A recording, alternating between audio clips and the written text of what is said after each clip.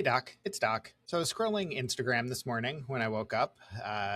Got to start the day with a little bit of doom scrolling and saw something come across my For You page about Timothy Busfield, actor from a show that you and I both love, The West Wing, and saw that apparently in February he was arrested for being accused of sexually assaulting a minor on a film set that he was, I think, directing. Horrible. Obviously, I don't know anything about him. I don't know him as a person, but have this image of him based on the characters that he's played. And it got me thinking about a topic that hasn't come up on the pod yet, which was the revelations of sexual violence and child abuse against César Chávez and the revelations of Dolores Huerta. And we live in a celebrity culture, and we've talked about art and the artist before. But in order to achieve liberation, we probably need to kill our heroes.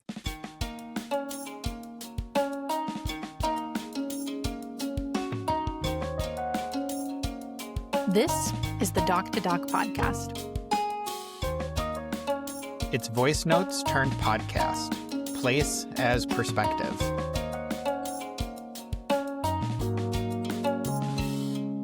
Welcome back, folks, to the Doc to Doc podcast. I'm Nicole, based in Washington, D.C., where it is exceptionally rainy today. And I'm Brett, located in Southern California, where it is exceptionally pleasant today. I didn't say it wasn't pleasant. I love the rain. I'm from the desert. So as a desert kid, the rain is always a gift. Yeah. But objectively, it's not pleasant where you are right now. Objectively, it's not pleasant if you have to, as I had to, get to the recording session via public transit. But otherwise, it's lovely. I mean, it's if you're inside, if you're cozy, if you've got a blanket and a book, but it's not pleasant to be outside. Yeah, no, trekking from one place to the next is not great in intense rain, but otherwise can't complain. So Dr. Brett, interesting episode today, and one that for our listeners, they should know that behind the scenes, we've actually been thinking about launching this for a while. In season 1, if you all recall, actually our first episode that we launched Doc to Doc with was on this question and this idea of loving the art of something or someone, hating the artist or having very complicated feelings about the artist. Even 2 weeks ago, when we did our Oscars grab bag, we talked about some of the complications of supporting artistic formations when there are problematic actors and artists in those films. And I think today's conversation, from what I heard in the little voice note you sent, is going to be an extension of that, and maybe even a more important conversation related not just to art and artists, but folks who are transformational, related to social justice and movements that hold values or hold space for things that I would say you and I, amongst many others, are very passionate and proud of, while they themselves, maybe we find out too late or in the moment, actually are problematic people. So the values are good, but the person is shit. And I'm curious how you're thinking about that, because I know that we've wanted to do a conversation about this for quite some time. Yeah, I feel like we are going to say the word complicated a lot in this episode. One of our favorite C words here on the pod. And yeah, it does. This is a conversation that I think is going to be building on the foundations of season 1, episode 1, like you said, where we have these attachments to art, to music, to film. They are formative. They move us, but the person who's creating it or the people who are a part of it are complicated, and complicated also feels dismissive, because we are often talking about violence, or that it's not only that folks have problematic views, but they have platforms to push these views. And that's like when we talked about J.K. Rowling using her platform in such an intense and intentional way to cause harm, where it went from having character names that were at best a little racist, and then going, within a decade, going from that sort of gesturing of oppressiveness to outright platforming and funding transphobes and organizations who are dedicated to making the lives of trans folks worse. So there is a spectrum in these conversations, but yeah, as you said, today's conversation in talking about folks who are dedicating their lives to anti-oppression work, to liberation work, whether that's the labor movement, whether that's the civil rights movement. These are folks that we put on a pedestal in many ways. And in once they are no longer here, once folks pass, they ascend to a level of like a deity. You know, we deify these individuals. We put their names on streets. We name schools after them. And so that we are literally raising our children, and folks are growing up and living their lives in places that are commemorating the impact of these individuals. And so then when news comes to light about who they were as a person or what was happening behind the scenes or what was being hidden in the name of the movement is a devastation and a betrayal, and is something that I think we're gonna start to unpack and look at from a few different fronts. I think so. The starting point of this conversation, not to, we're not trying to be coy, is the news that came out just before a state holiday named after Cesar Chavez. And there was a apparently years in the making New York Times expose about his history of sexual violence against not only women, but also children in the movement. And then his counterpart in the farm workers movement, Dolores Huerta, disclosed for the first time after decades that she was impregnated twice through rape, and that she gave those children away to protect them from Cesar Chavez and to protect the farm workers movement that she had dedicated her life to. And that is just a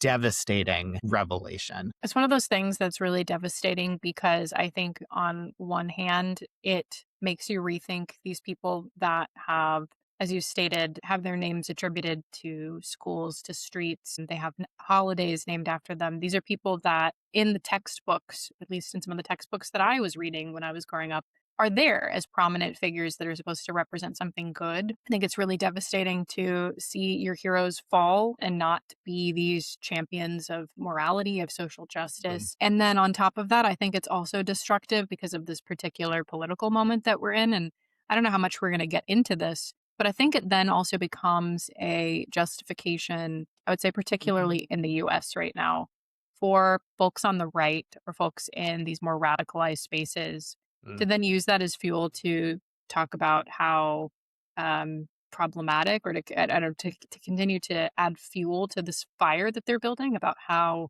that people that subscribe to particular ideas of social justice, of equality, of diversity, of moving the needle forward for so many, in the case of Cesar Chavez for, migrants and Hispanic and Latino rights, like that, those causes are also now corrupted because of the person, that the individual, I think for many people that previously looked up to them, now falls. But then I would also say that there is, while it's not true, I would say in totality, there is a rhetoric that is capitalized on for political reasons that then ascribes that fall to the foundation of those movements, that those are also somehow corrupted. And I think it's interesting. I think it's sad. It's also interesting if I was to look at it at the reverse, of authoritarian or hyper-conservative movements, if the people underneath are a reflection of the top and vice versa. Like, I think it's really chewy, but at the end of the day, it's sad. And to hear those revelations from people coming out years later about something and someone that,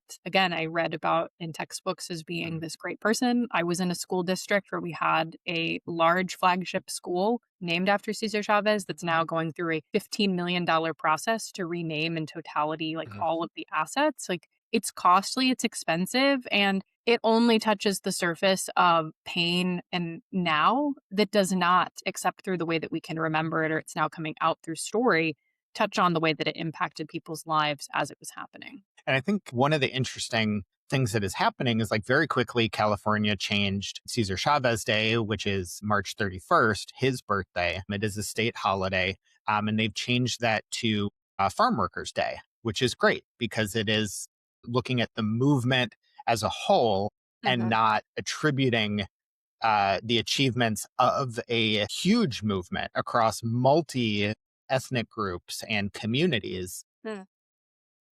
But I think some folks, even myself included, had said, well, maybe they'll change it to Dolores Huerta Day, which it maybe should have been from the beginning. But I like this choice to attribute it to the movement and not a figurehead. And I think that there is a need for that conversation where even we think about like Martin Luther King Day, and again, a person who had some complicated realities to his personal life, but that is also erasing the work of millions of people who advanced liberation for slaves, for Black folks through the Jim Crow era, and then got a lot of those rights enshrined in the law.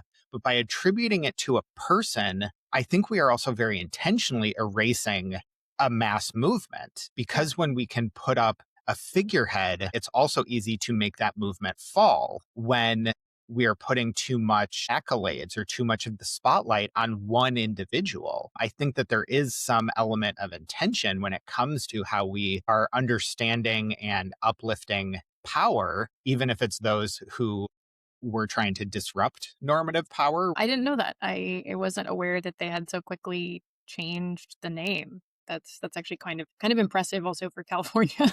It's one of the things that you can do when there is a Democratic supermajority controlling the state. Things Maybe can move pretty quick. I feel like they should get on a couple of other things, but that's for me and I guess Gavin to talk about at some point. And he's willing to talk to everybody according to his podcast. So, well, maybe we can do a pod swap. And he'll come on ours. We'll go on his. I say this because I should remember, you don't actually listen to podcasts that aren't That's ours. True. And I'm saying this facetiously because he'll platform people like Nick Fuentes and stuff. Like, so. Oh yeah. He's a little. I have heard of that.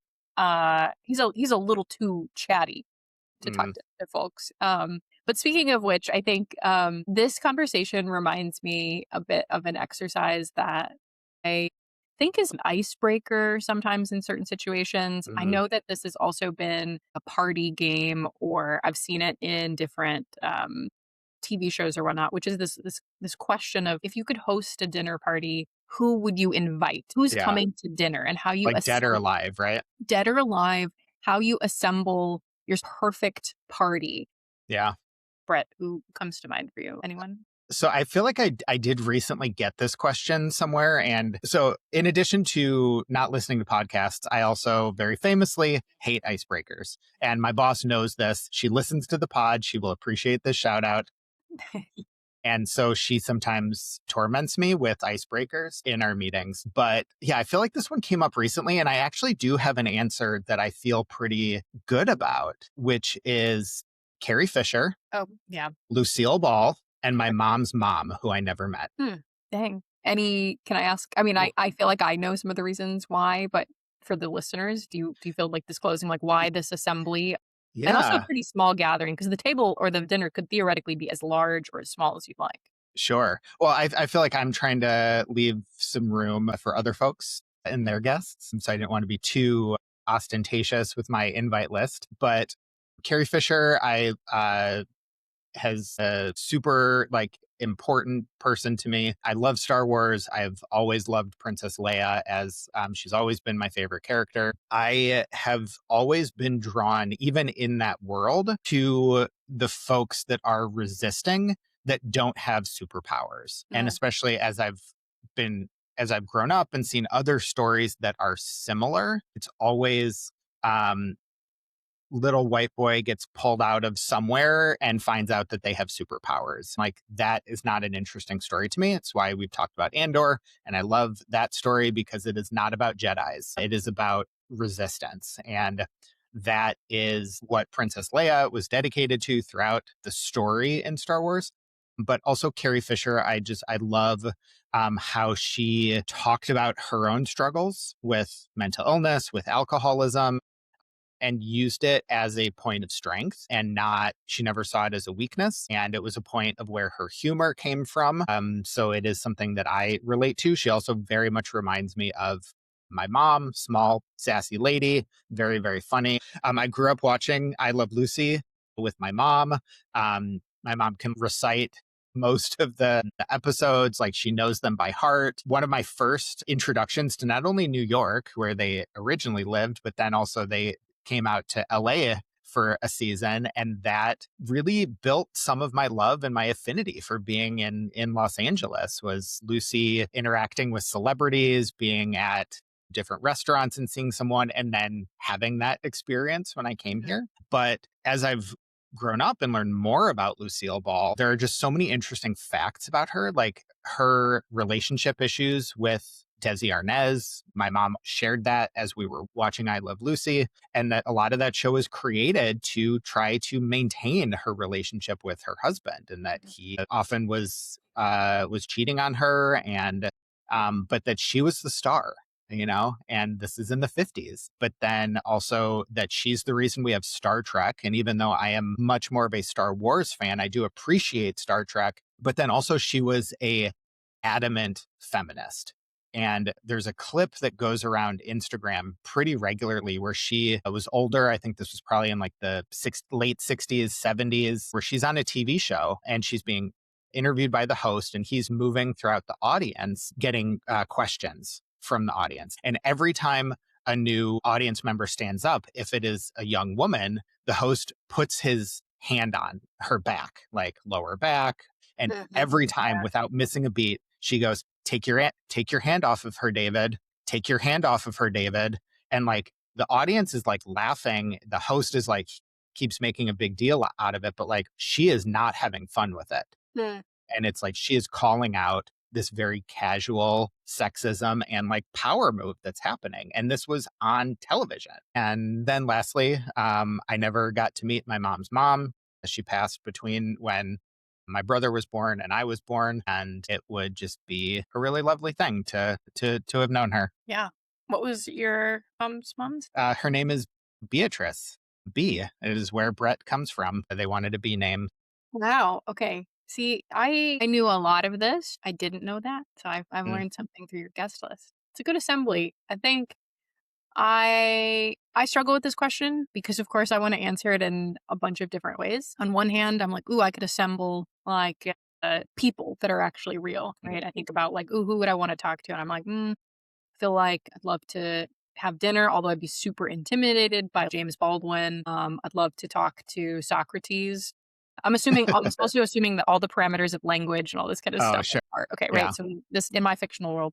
I'm also interested in historical figures that I find to be really strange, like Henry VIII or even Anne Boleyn. We don't know a lot about her, but I feel like I would be like, how did you change the course of an empire? Like, let's chat. What was it? Was it just your feminine like eroticism? Because props. And then I also kind of think, well, who would be interesting also from history, but in the opposite, these talk about complicated people. I'm thinking about folks that, maybe the Lenins and the Trotskys, and by that extent, like Frida Kahlo, all these kind of people that are wrapped in political atrocities. But then more times than not, I'm drawn towards who would I want to, maybe in the contemporary sense, maybe only a few years removed or have recently passed, of the people that I think would be interesting because I'm drawn to them because I have exposure with them. And I don't know if it's like a parasocial relationship, but I often think about actors and actresses and celebrities of the time, activists and, like actors alike, of thinking, am I interested in having a conversation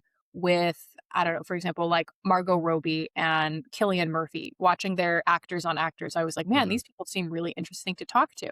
But then I'm like, do I like them or do I just like Thomas Shelby from Peaky Blinders? Or am I really invested in Margot as a person, or is it because I really liked her as Barbie? And I wonder if that's any different though of what we're talking about today, of like the character that gets built or the persona that I'm attached to around a figurehead like a historical hero. I would love potentially to talk to someone like Malcolm X, but is it because of how I've interpreted them through others, through film, through iconography? Is it because I've read their autobiographies or I've seen their speeches? What is it that's drawing me to them? And has it been presented to me in a way that even today, where I look at these people that maybe are alive and that I would be interested in, would I just be disappointed when they were in front of me?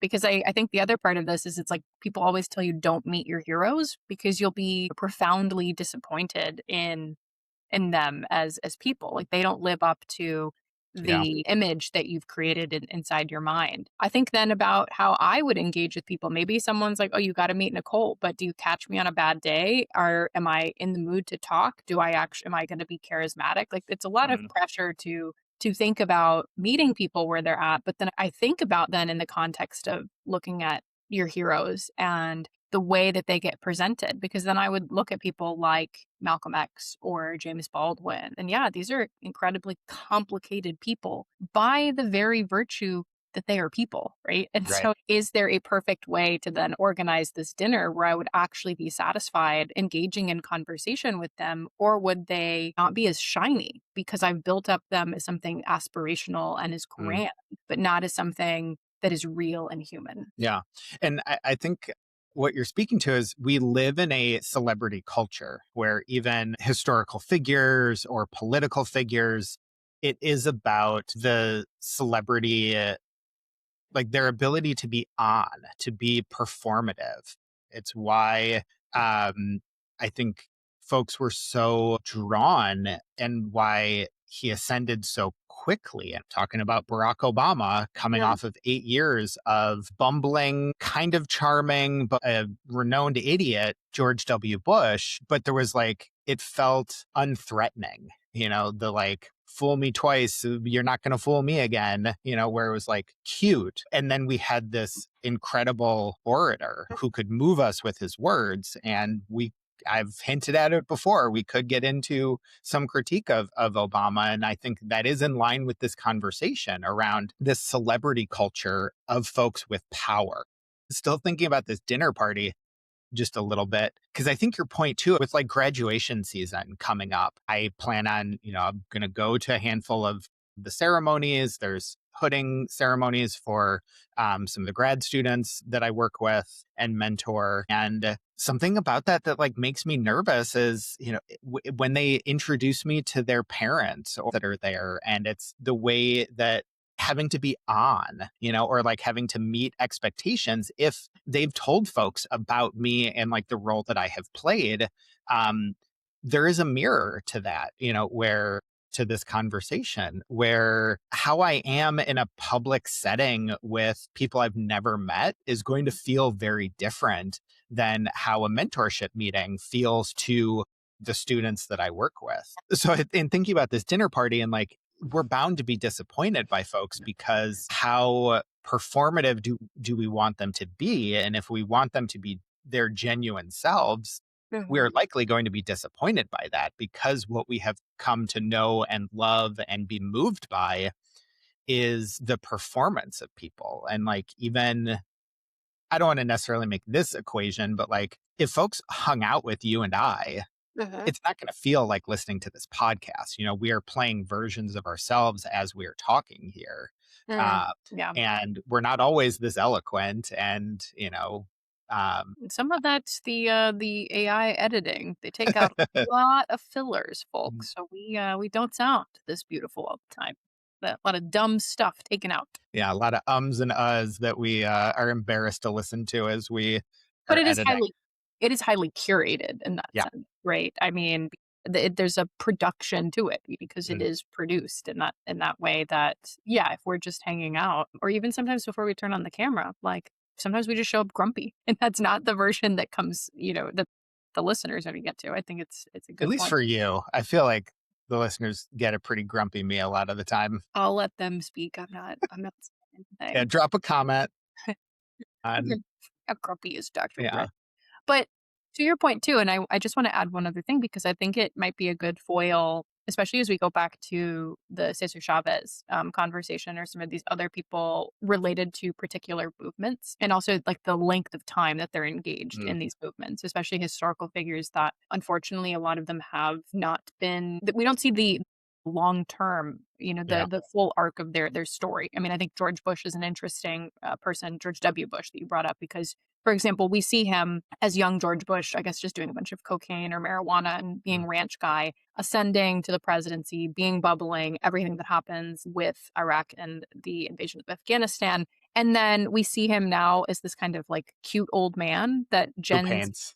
Z don't know. Like they don't know how destructive this man was because yeah, he's Yeah. this guy that paints and gives little candies to Michelle Obama. So there are different versions of him throughout his Yeah. life. And I think it's a complication that I would add to this, which is both the curation of how someone shows up to a particular place. But when, for example, you invite someone to this dinner party or when we engage with them, similar to art and artist, I think it's a separation of when in time are they showing up?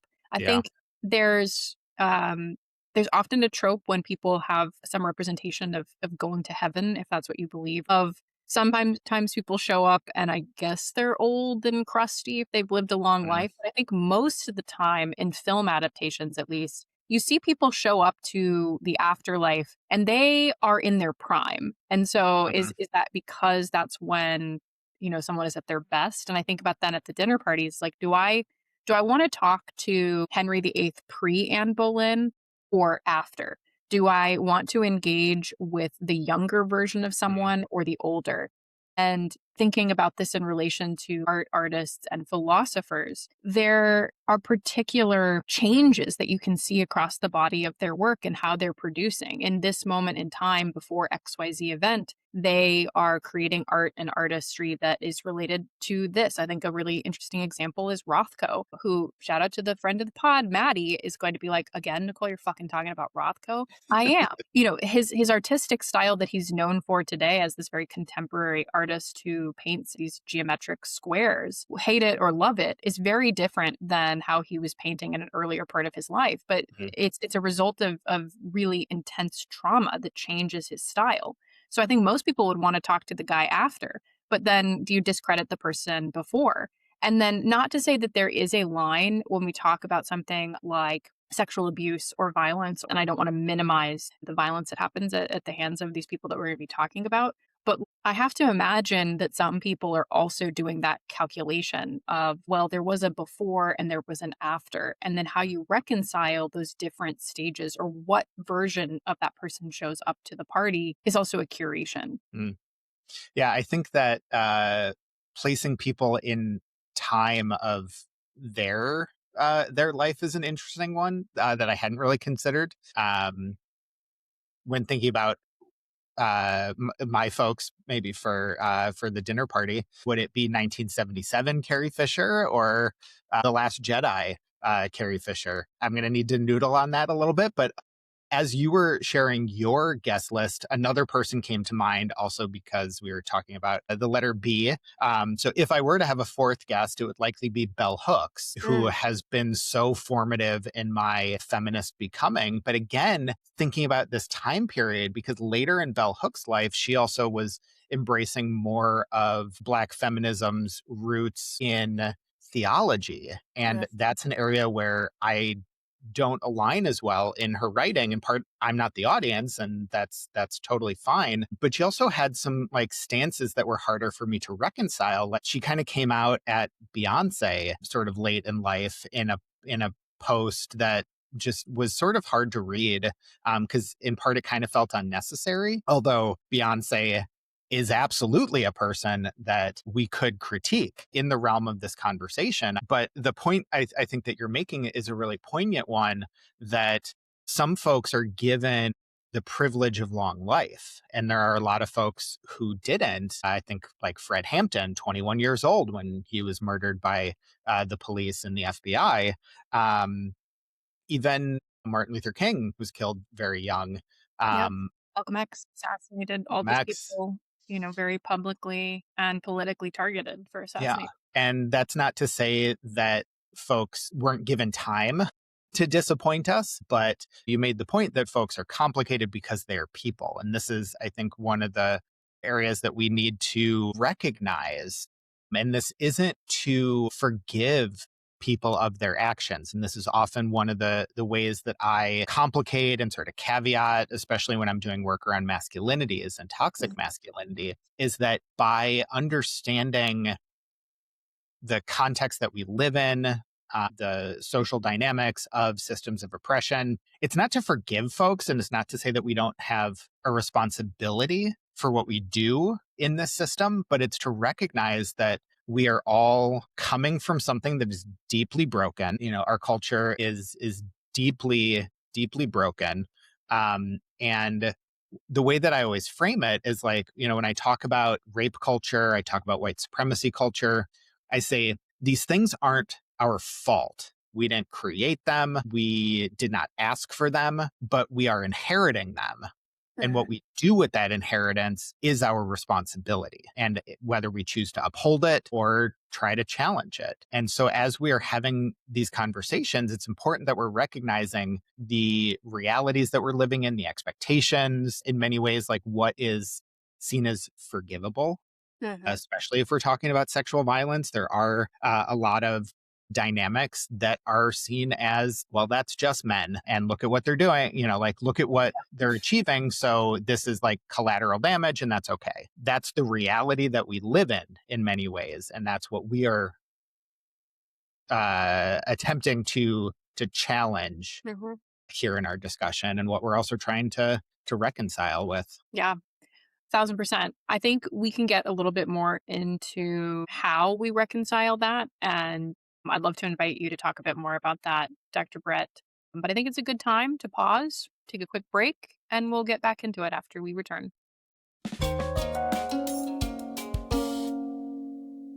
All right, welcome back, folks. So I want to tee you up for this question about reconciliation, Dr. Brett.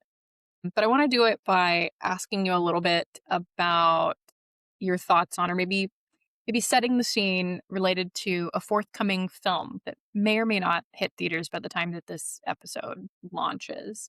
I'm going to say up front that there is a big spoiler alert. So if you, for example, don't want to hear the spoiler alert for this movie, then I would suggest you probably skip over the next 3 minutes and just do a little and then you don't have to hear about it. But for anyone who just doesn't really give a shit, or, if you have already seen it, if you already know, please stay with us. And so the movie in question, if you care or not, is the forthcoming movie with Robert Pattinson and Zendaya called The Drama.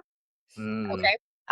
So here's your second and last spoiler alert. Ding, ding, ding. Skip ahead 3 minutes if you don't want to know what happens. So I haven't seen the film, but I don't think I will now that I understand the premise of the big reveal. So and this reveal is early in the film, right? Yes. From what I can tell, this is early. This is how the trailer sets it up in this way. Okay. Yeah. Because my understanding is what you're about to share happens, and the movie is about the aftermath.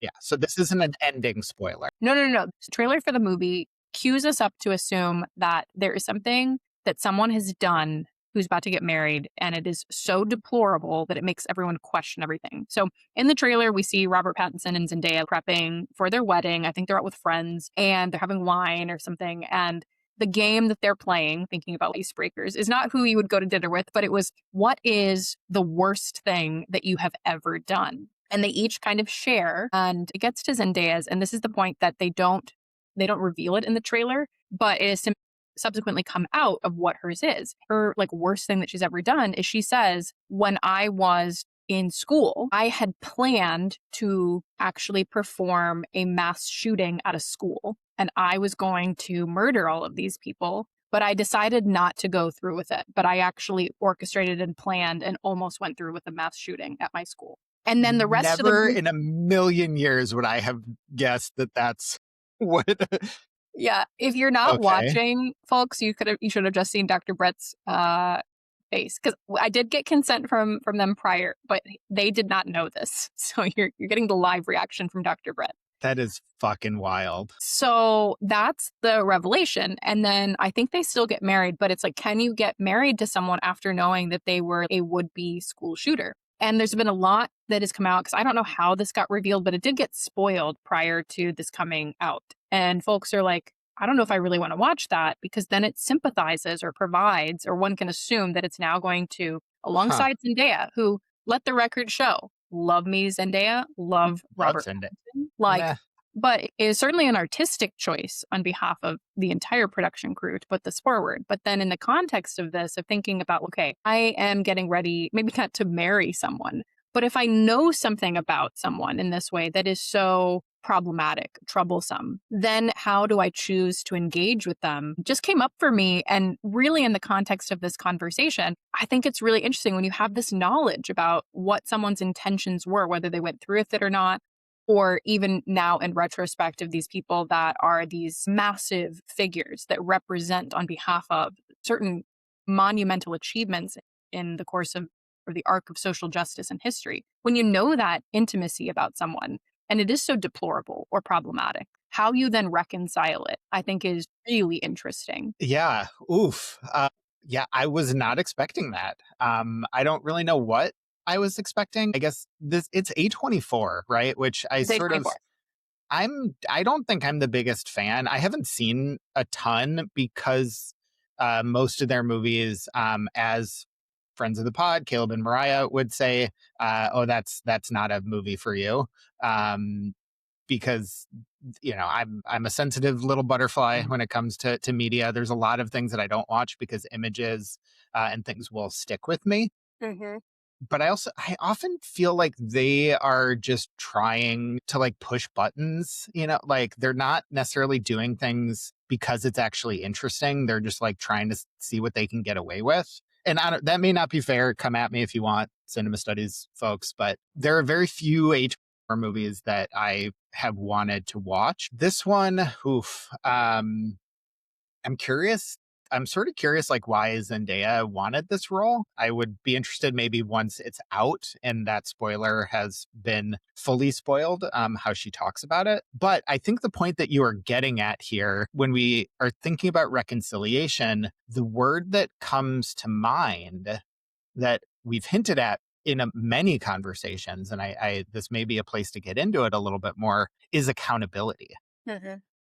where you can't really reconcile something, or I guess you can reconcile something for yourself and like how you are sitting with an event or someone's behaviors, because often reconciliation could be in the absence of someone. Cesar Chavez has died, so Dolores Huerta has been reconciling with this history and this legacy for herself, and now for the people that are still, and I think rightly, holding her up and her contributions up. But we can't really hold other people accountable. Accountability, in my framing and the way that I use it in my work, is accountability is a personal process. It is how we are reconciling our actions, our values, and our failures and our aspirations to be and do better. And as I was prepping for some of the stages of my dissertation before I really created the project, as I was developing my comprehensive exams, I did a really deep dive and an independent study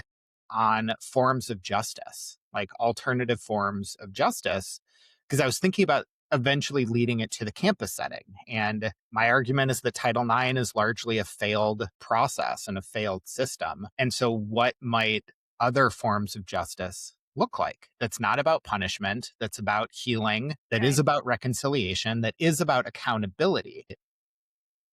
Researched Truth and Reconciliation in South Africa after apartheid, Truth and Reconciliation in Northern Ireland, between Northern Ireland and England, or the Catholics and the Protestants, Truth and Reconciliation in Yugoslavia, in Rwanda after the genocide, and also looked at critiques of restorative justice and research on transformative justice. And those are terms that are often used interchangeably. But my critique and many folks' critiques of restorative justice is it assumes that the context before some kind of rupture happened is okay to return to.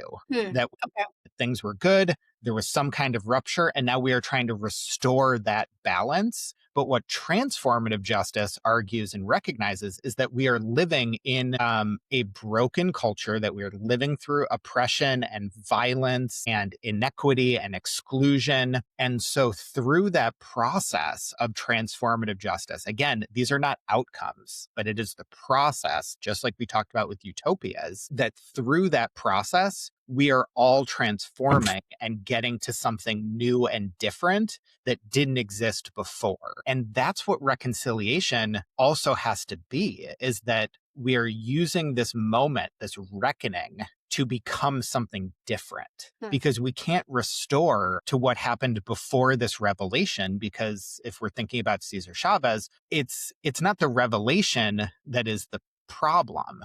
It's the fact that we live in a culture that enables men to abuse women and children. And so if we are not reckoning with that culture, it's not just about this one individual's actions. So reconciliation has to be about becoming something new and different. And that's often not the place where we are at, or allowed to be. I think I've mentioned this on the pod before. Keith Ellison, who's the Attorney General of the state of Minnesota, when Derek Chauvin was convicted for the murder of George Floyd, and so this was a successful win by Keith Ellison's office, he came out and he said, this is not accountability. This is not justice, because Derek Chauvin is not admitting he did anything wrong. So therefore, accountability is not there. And he said justice would be George Floyd going home to his family. Justice would be living in a world where cops are not empowered to kill Black folks. He said this is punishment. And that's the system that we have. But it's not justice, because we still live in a white supremacist culture. And it's not accountability, because he is not owning the impacts of what he did. This is fascinating to me. It makes me think of a different lens, which is more of a philosophical lens. And I often think about a concept that is theorized in philosophy and in critical and political theory, amongst others, but in the context of those frameworks, is this idea of revolution. And something that I think is really interesting is that there is this Lockean formation. So John Locke, an English contract theorist who heavily informs actually the United States Constitution and systems that we engage in to this day. His definition of revolution was this one in which you can kind of think about it as a wheel sort of returning to. And I think it's interesting because in the context of what you're saying of justice being the outcome that brings us back to where we were prior to the incident, feels really similar to that idea of that we're just trying to make a rotation back to. And it's often something that is, I think, really interestingly applied. And we could talk probably at another time about the politics of this, of, why this is strategic, is that a lot of scholars, particularly in American political science, would tell you that there are kinds of revolutions that are justified and correct, and therefore they're morally attributed to being righteous. And there are revolutions that have happened, but they are not any of these things. And sometimes it's in the context of democracy or propelling a society towards being more free. But they often say that, a revolution, let's say, for example, the United States, is an acceptable kind of revolution because it follows this Lockean trajectory. And that what it was trying to do was overthrow the corruption and the dominance of the monarchy to a time prior to that where things were okay and people were regulated and taxing was proportionate to citizens and blah, blah, blah, blah, blah. But then opposite of that is often in contrast of what they would say is the French Revolution, because they threw everything out, right? They changed the calendars and they tried to change the language and time and all of this like weird shit. And it wasn't very successful, but they had no intent to return back to the king, which is actually not true historically. There's many iterations, but I won't get into those weeds. We can sidebar about that. So the calendar thing didn't stick, or they had a calendar? No, like the French, they tried to implement a new clock, a new calendar, all these kinds of things. And this is often something that is critiqued by political scientists. This is too crazy. Your version of revolution in this is not a circular. It's not the wheel that returns back to the time before. It's demanding something new. And I think it's really interesting in the context of what you're thinking about of justice, because if I think about justice in the same way, it doesn't feel sufficient to return to where we were at previously without fundamentally changing and transforming the underlying conditions, like you're saying. I mean, to the point of abuse. I mean, if we want the accountability, of course, there is that, I think, that natural inclination of you want someone to be held accountable. Beyond that, I don't think I've ever heard an account, and maybe it's just my limited perspective, but I don't think I've ever heard an account of someone who has experienced these things or has seen these things, have lived through them in some particular way, where part of that hope and that wish is not to then ensure that it doesn't happen to someone else. Yeah. And that there is a larger desire for this transformation. And so then my question to kind of think back to you is like, if punishment, if accountability is not simply the way that we act in one particular case. And I think to take it to César Chávez, like this, to simply put, this kind of cancel culture or this attempt now to remove or erase one individual. I'm kind of curious of how that then sits within this, because it is a way to try to provide some kind of accountability, but fundamentally, does it actually change? Does it transform the underlying conditions? No, I would say. But then also, in hindsight, I think it's a stickier question of like, how then do we engage with reactive accountability towards individuals without it feeling or being reduced to reductionism of itself, of just saying we're going to eliminate the presence of one individual? Because on this track, I think it's a really fair question, while at the same time also recognizing the places where that is really powerful. And I want to be very clear to the listeners. I don't think I'm trying to advocate in this moment of saying like we shouldn't remove César Chávez's imprint from these places, especially knowing all we do about the pain and the suffering that this person inflicted. But then at the same time, I am a proponent, for example, of removing Confederate monuments and traces that are really despicable and deplorable in this country and other contexts where we shouldn't be venerating people that have promoted and have murdered and that have led to the suffering, the degradation of human life very broadly. So I'm just kind of curious of removing something out of your vernacular or out of the textbooks or whatnot is a form of accountability. But it's also very reductive, and I don't know how it contributes to this overall transformation without seeming like this wheel or this return to before. So many thoughts here. So I think we are seeing a moment of transformation in remembrance and in how we honor something, because I think if the decision was we're going to blanket change anything that's César Chávez to Dolores Huerta, that is exchanging one icon for another. But by uplifting instead the movement, I think that is something that is transformative. That is a new way to recognize the actual reality of that movement, that it was not just one person that got rights for everybody else. And I think that there is erasure and cancel culture, which like I've debated for a long time, possibly writing something about cancel culture versus like accountability. Because I think that there is, like with Confederate monuments, the Confederate flag, those are things that should not be platformed because the purpose of it was violence and oppression. Whereas if there's a monument of someone who had impact that also caused violence, I mean, we could think about any number of the founding fathers of this country. Every single one of them owned slaves. Almost.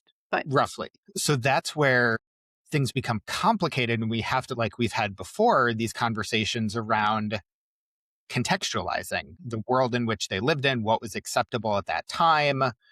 Again, not to forgive these things, but we have to look at it through a nuanced lens. The Confederacy, you could make arguments about states' rights. It was yada, yada. It was about owning slaves. And so by deplatforming, by canceling, if that's the language we want to use, that is a form of accountability, is that you do not get to, fly on top of the South Carolina state building anymore, that flag, because this is what it is a symbol of.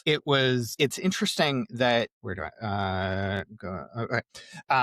And so some of what you were alluding to was what we narratively in our culture, we love talking about bad apples. And this is one of the kind of analogies that I use when I talk about culture of violence and rape culture. We often want to single out individuals as being exceptional from our cultural norms. We hear talk about bad apples, like when there is a police shooting, sometimes while they're also rallying around that cop, they're also creating some level of distance of saying, well, that kind of behavior that's not who we are as a, here in our precinct, or that's not representative of police culture, when we know it is. Similarly on campus, when there is a sexual assault and the person who caused violence is a fraternity member, is an athlete, there is that distancing of they are not representative of us. And so that is to try to isolate an individual from the culture that enabled their behaviors. On the one hand, it makes it easier. We can throw one person to the wolves while doing nothing about the culture that enabled it. But it also is easier for our brains, is that we want to believe that it is not something we are all swimming in. We don't want to look at the ways that we enable it. We don't want to look at the ways that people we love and care about are causing violence. It is a way to hold our culture at arm's length so that we don't have to take any ownership over it. If we convince ourselves that they are not representative of the whole. And that's one of the ways that we reconcile the culture that we live in for ourselves. It's one of the ways that we survive in it, is by othering and scapegoating the folks that become just a little bit too extreme, an example of our culture. So then I'm curious, because then this makes me think of this idea that one is not representative of all, or trying to separate the actions of one apple from the rest of the barrel, to see that metaphor through. If we apply that to someone then like César Chávez, how do we think about that? Or how are you thinking about that? I want to be clear, I'm not trying to be a devil's advocate, but I do feel that this is very prevalent in discourse on the opposite of the political spectrum. And I think I would be remiss right now in this current political moment within the United States not to give that credit, about saying like this is the world right now that many of us are engaged in. I know we try not to be engaged with people on the far right, but I see this coming through then of if we apply that then to César Chávez, of that critical lens of, we know, for example, with police brutality, that the idea that one person, the Derek Chauvins of the world, getting, the judicial process and being accused, and that is not justice, because there is a larger system that is enabling that. If then on the right, or if someone looking critically at César Chávez and the farmers movement, or something that he was a part of, then applies that same thing, would we then say, oh, this is one bad apple amongst, a perfectly good barrel? It's not demonstrative of the whole. Or how then would you think about that? Because on one hand, I get it, in the case of sexual violence, that is pervasive across culture, that is not limited to one particular map or geography. How then do you not place that critical lens back on it, to think about, and even potentially to question, for someone who maybe isn't informed about the movement itself, what is redeemable about the rest of this if we were to apply that lens or that skepticism of apples versus barrels onto someone on the opposite end of our political consciousness? Well, the first thing I'll say, exactly like you said in there, is that sexual violence and patriarchy has no political affiliation. Yeah. These are things that exist across all political spectrums, all racial and ethnic identities, all sexualities, all genders. Everyone across any possible identity marker has the potential to be both a perpetrator and a victim of sexual violence. You've seen this in some of my work. I don't think that I've really mentioned it on the pod. But when I talk about a culture of violence, and using this bad apple analogy, I don't talk about the barrel, because in that analogy, it's often that the bad apple spoil everything else around it in the barrel. Instead, I talk about a tree as being our culture, where the roots are our systems of oppression. So we're often talking about root causes, which is systems of oppression, feed the trunk of the tree, which is our institutions. So those are the places where culture is learned and reproduced. Those institutions branch out into values and belief systems that enable individual actions. Those are the leaves of the tree and apples. And I like this analogy because we can think about, okay, well, if one apple is clearly rotting, or a leaf is a rotten leaf, or starting to die, for our botanist friends, you do little cuttings to keep the rest of the tree healthy. You pluck that off, it's going to grow back. And so if the tree is actually producing rotten leaves and rotten apples, it's because of what's coming from the roots. And I think, to your question of, can we reconcile that there's still value in these different movements where violence or oppression is also happening? And I think that so far is the reality of our social movements. We've often seen most social movements have been fairly singular in what they're trying to achieve. And sometimes that's a scale that can function, or it's the thing that is most salient. Farm workers movement was a labor rights movement. And so that's primarily what they were focused on. Often sub movements are created because of the oppression in the larger movement. If we think about the queer liberation in the 60s and 70s, that came out in part because the women's rights movement was seen as being white, middle class, and straight. And so subcultures are created when they are not seen, when they don't feel seen and validated by other movements. And that's often because they are very singular,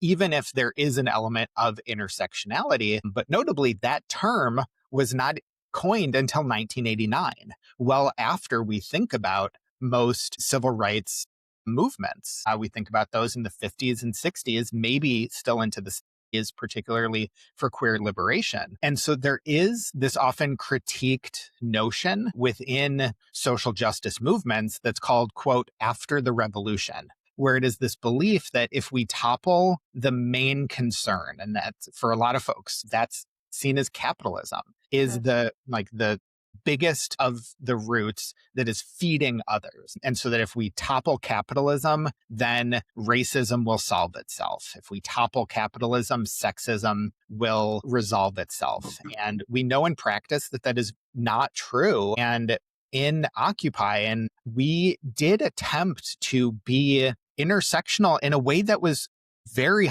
heavily critiqued because folks said that we weren't legible in what we were trying to achieve because we were trying to achieve everything by not being overly singular. So the revolution is never going to come if we are trying to topple capitalism while upholding sexism. And that was some of the reckoning that we had to do in Occupy Sandy, was that we were reproducing sexist behaviors, sexist workplace tropes in the name of being an anti-capitalist and anti-racist movement, trying to support impacted folks who were devastated by the hurricane. And if we are reproducing oppression, we're not going to fully achieve the bigger picture of our goals. And we're never going to topple capitalism because we're eating ourselves as we are trying to move forward. And so we can and absolutely should recognize and honor the contributions of these movements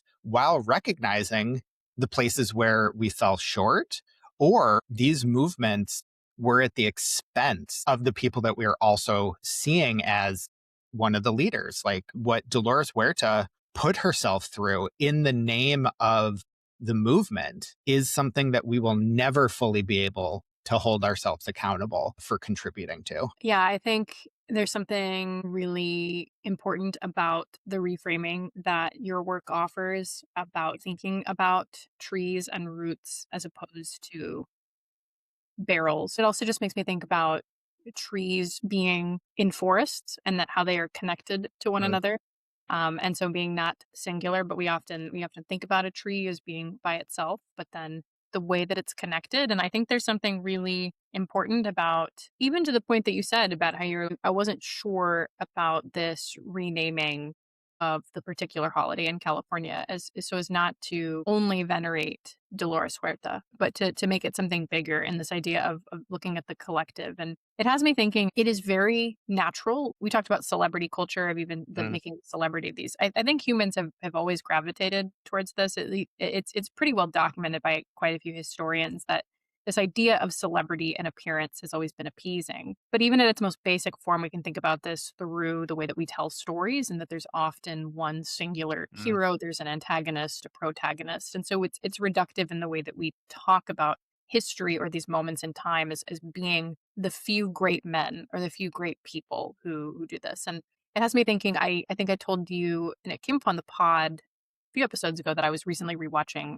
Darkest Hour with Gary Oldman, which is a film in which he portrays Winston Churchill. And it's very early on, as England is engaging or starting to engage very seriously with Hitler in the Second World War, and right about the time where England has to just more or less get their shit together because their entire army is about to be no more because they're all stuck in France. And it's about the process of Winston Churchill going through and going to Parliament and making this decision to eventually launch the operation on Dunkirk. That is a great film. But then I think about what a different representation is the film Dunkirk itself, which actually shows you the collective of all of these people on all of these small boats operating to make this happen. And yes, it can be true that Churchill is one, but I think the more compelling story, and my favorite of the two, is the Dunkirk film, because it also the way that you just see so many people in action contributing to the same goal, which I think outlives in many ways even some of the persona or like the gravitas of Churchill. And it's a story of collective. Or I think about back to Star Wars and Rogue One, our personal favorite. Yep. So Exactly where I was going to go. okay, great. Yeah, same mind. But it's the end of Rogue One where the plans are being transmitted and you see Yeah. all of the hands of all of the people that are more or less extras, and that we don't know these people's backstories. We don't know. They're expendable. They're essentially bodies in a larger cause towards this aim of revolution and liberation on the part of the rebels. But you see all of the hands that something has to transfer to, or we've talked about Andor. It's the same thing of this, all of these small things that happen then to contribute to the larger goal. And that in itself is also deeply human and complicated and flawed. And we'll never know the stories of all the dudes in the mushroom hats just getting axed by Darth Vader. But that is such a powerful moment because you see what it takes to get to the end. And I think there's something deeply redeemable in that, as you're saying. And I hope that makes sense, but it just makes me think about this idea of the power of the collective. Yeah. And I think that I love that. Yeah. We both we're going to end up at Andor and Rogue One because at the end, to destroy the Death Star, obviously Luke is given so much credit for that. Han and Chewie are given some credit, for coming back and pew-pewing, Darth Vader's ship out of the way. But what Andor and Rogue One are showing us is all of this hidden contribution, the sort of unrecognized labor that went into toppling the Empire. And I think by also renaming the California holiday to the farm workers movement is also to speak to the hidden labor of, often it is women, it's elders who are doing the work at home in order that folks could be out on the streets, that could be, so that they can be negotiating or whatever it is. They're more public, sort of legible resistance is supported by folks at home. Who's raising the kids, who's cooking meals, who's washing clothes, so that we can take part in revolution. I think about all of the folks, and I hope that I have done a decent job of crediting them. I was houseless for 2 years in New York when I was doing Occupy and Occupy Sandy, and that was because of the generosity of my friends who let me sleep on their couch, who didn't mind that I rummaged through their cabinets to find food at the end of the day. They allowed me to do this work. Not everyone can be on the street. It's also a point of privilege to be a very public type of revolutionary. It's not safe for a lot of folks to take that risk. And so to rename the movement, or to rename the holiday after the movement, is to recognize that folks are contributing to it in such a variety of ways. And that is far more revolutionary than just being a figurehead. It makes me think of that quote from Andor, which I don't think I've told you, but I've considered it as in the line First of non-Lord of the Rings tattoo. I have a Dune tattoo. Let's Fair. okay. I've got Virgil, I've got Dune. But yeah, potentially for Star Wars universe tattoo is the quote, I burned my life to make a sunrise that I know I'll never see. Yeah, it's just, I don't know, this idea of the many versus the heroes is really interesting to me. But I do want to maybe direct us to something that was said early, and I think maybe even the title of how we talk about producing, how we produce this episode, about the idea of killing your heroes or how you engage with the hero. And I think the reaction that we've talked a lot about today is in part to embrace the collective and to understand the community, and also what that then means in terms of transformation, about how we all have to collectively strive and work to remake those systems, and not return to, but remake and transform them. I'm curious then, knowing that we probably will continue this pattern of selecting the heroes to be the ones that get the full narrative or the credit of the movements themselves, how we then engage with heroes, or the inevitable heroes of these movements, without becoming the thing that we are standing in opposition towards. We talked about this a little bit when we were planning the episode, and I was intentional in using kill your heroes and not don't meet your heroes.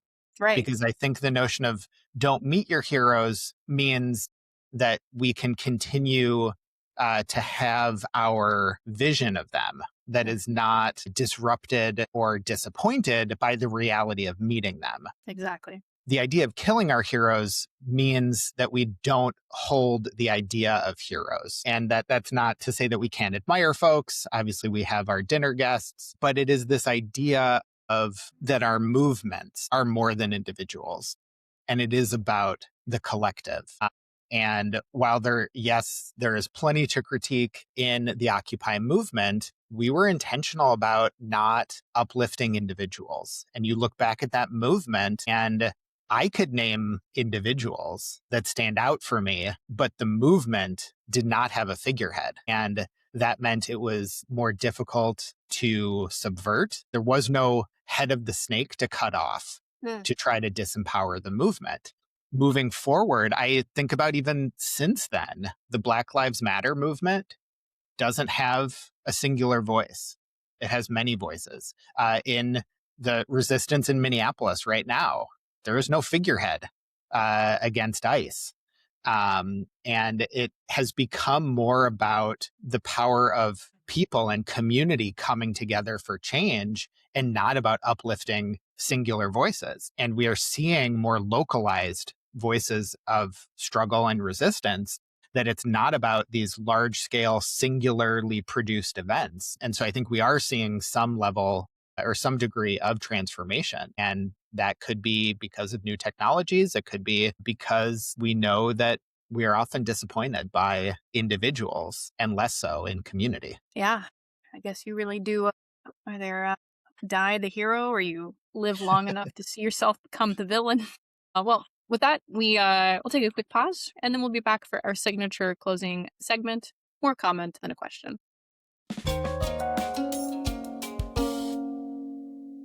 All right, folks, welcome back. It is now time for our signature closing segment, more comment than a question. And no, we will not be taking follow-ups.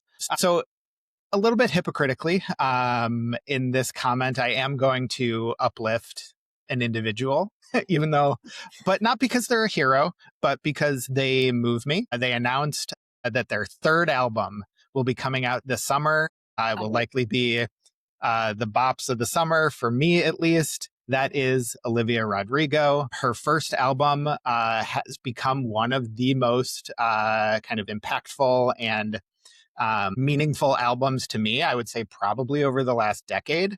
It's always interesting to me when you can see your experiences mirrored or echoed back to you from folks of very, very different lived experiences. And when I listen to Traitor and Driver's License, I feel like I'm reliving my big breakup and my abusive relationship. And the fact that I love her and her work because of how she recognizes her roots. And like on her tour, she brought out Avril Lavigne, she brought out Alanis Morissette. She has just these really interesting pop punk alternative roots that are also a lot of the folks that have been meaningful to me at different points. And so I was so excited to hear the announcement of album 3. The title just makes me feel like it's going to be breakup bangers and like super, emo and angsty, and I'm here for it. And in the lead up to the announcement, she also released a cover, I think that's on an album of covers that is a benefit for the children of Palestine. So also shout out for that. But it is a cover of a Magnetic Fields song, which is like a deep cut for a lot of folks. Do not listen to the Magnetic Fields. Stephen Merchant is the lead singer. He has this very deep voice. He's also a queer artist. And so for her to sing this particular cover, which is a band that very much reminds me of my ex, and she is an artist that I know would likely not align on. So for her to kind of reinvent a Magnetic Field song in my heart is meaningful in a way that she will never know, but I'm super appreciative and I cannot wait for June 12th. Wow. Thank you for that, Dr. Brett.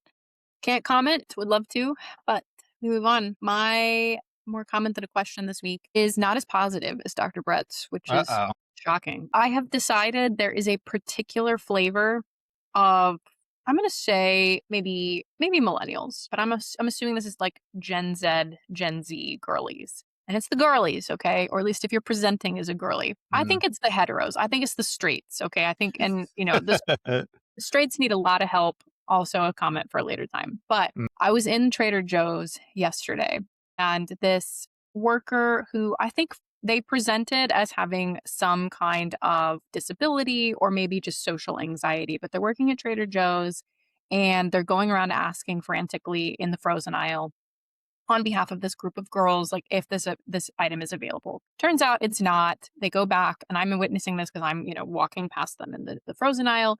And they go back and they're like, oh my gosh, I'm so sorry. Can I offer you something else? Can I help you? Blah, blah, blah.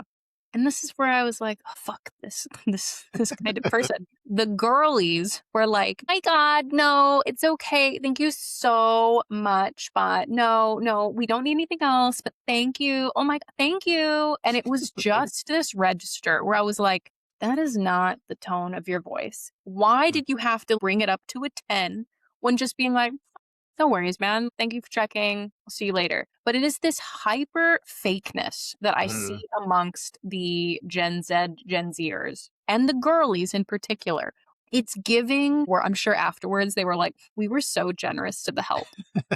Like, we were so nice. Like, I am such a good person. Anyway, I'm tired of it and I'm seeing it. And I was just in that moment, I don't believe in physical violence, but I did want to go over and slap them up because I want to just be like, calm down. This is ridiculous. So that's more of a comment than a question is cut that out. If you know someone in your life and you've heard them, if it's you, please do some soul searching or some collective, collaborative, transformative work, because that is an issue that there is a root somewhere that I'm like, get it out. I'm tired of this fakeness, particularly towards people that are considered less than or disabled or just the help in general of no. Like no one is buying your plantation sweetness, honey. That's all I can say. That's my comment. All right. Thank you for your contribution this week, Nicole. And thank you all for listening. We appreciate you all. If this episode brought up some things for you, if it got you thinking, if you disagree, strong feelings, drop them in the comments. Let us know what you're wrestling with this week. If there's someone in your life that you think would be interested by this conversation or that you want to engage these topics with, we would appreciate in our challenging folks to share the pod with someone who you think would appreciate the conversation or might be challenged by it. And you can find us at Doc to Doc Podcast on all the socials. Please smash those like and subscribe buttons, and we will talk to y'all next week. Doc to Doc is co-hosted, written, produced, and edited by us, Dr. Brett S. Goldberg and Dr. Nicole K. Mayberry. Our original music was written and performed by Matt Bogdanow, and our original artwork was illustrated by Andre Gonzalez. Doc to Doc is an independent podcast and a conversation across place, perspective, and friendship. We record Doc to Doc between Washington, D.C. and Orange County, California. In Washington, D.C., we record on the ancestral lands of the Nacotchtank Anacostans, also known as the Anacostan or Nacotchtank peoples, and near the lands of the Piscataway and Pamunkey peoples. In Orange County, we record on the traditional and unceded lands and waters of the Hashiman and Tongva tribal nations.